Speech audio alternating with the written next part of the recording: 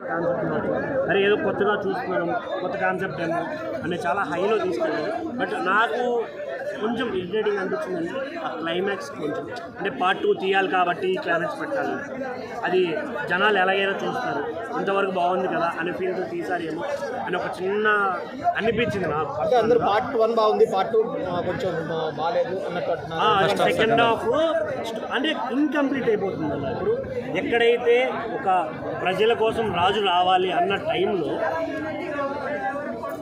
ఆ టైంలో ప్రజలంతా చచ్చిపోయినప్పుడు రాజు చేంజ్ చేస్తారన్నది నాకు ఆ క్లైమాక్స్ అలా పెట్టేశారు. అది కొంచెం ఇబ్బంది ఉంది.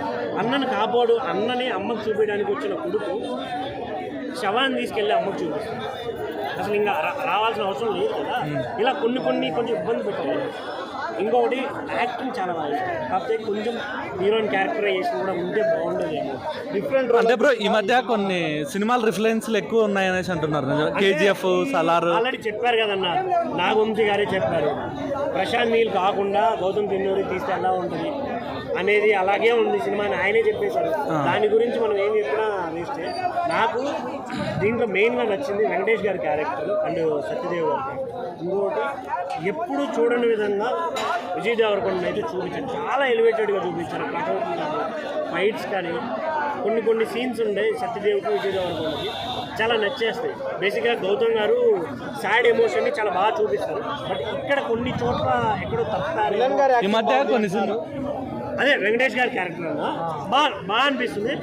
ఆయన ఉన్నంతసేపు ఇంకా ఏం నడుస్తుంది, ఏం డైలాగ్ వేస్తారు అన్న క్యూరియాసిటీ అయితే అనిపిస్తుంది. దేవర్ అవ్వచ్చు, హరిహర వీరమల్ల అవ్వచ్చు, ఇది అవ్వచ్చు, పార్ట్ 2 తీయాలనేసి క్లైమాక్స్ని ఏదో ఫినిష్ చేస్తున్నారు అనుకోవచ్చు. నా ఫీలింగే అదన్న. ఇప్పుడు ఒక ప్రాపర్ స్టోరీ ఉన్నప్పుడు దాన్ని పెద్దగా తీయడానికి ఉన్న స్టోరీని ఎందుకు మధ్యలో ఇరికించడం, కొత్తవి ఏదో రాసుకొని ఏదో యాడ్ చేసి ఉన్న స్టోరీని చెడగొట్టడం అవసరం లేదు కదా. ఇప్పుడు పార్ట్ 1, పార్ట్ 2, పార్ట్ 3 అంటే ఇంకొక స్టోరీ క్రియేట్ చేయి, ఇంకా వేరేదేదో క్రియేట్ చేయి. అది వదిలేసి దాన్ని ఎలాబరేట్ చేద్దాం, దాన్ని లాగుదాం అంటే అది కొన్నిసార్లు వర్కౌట్ అవుద్ది. కొందరికి వర్కౌట్ అయ్యింది, ప్రతిసారి అవ్వాలని లేదు కదా. ఆడియన్స్ డిసప్పాయింట్మెంటే అది. స్టోరీ అంటే 2 పార్ట్స్ అయ్యాలి, కానీ ఒక స్టోరీని ఇన్కంప్లీట్గా నువ్వు చూపించినప్పుడు ఒక డైరెక్టర్గా ఎవరైనా, ఇప్పుడు మనమే వింటున్నాం ఎవరో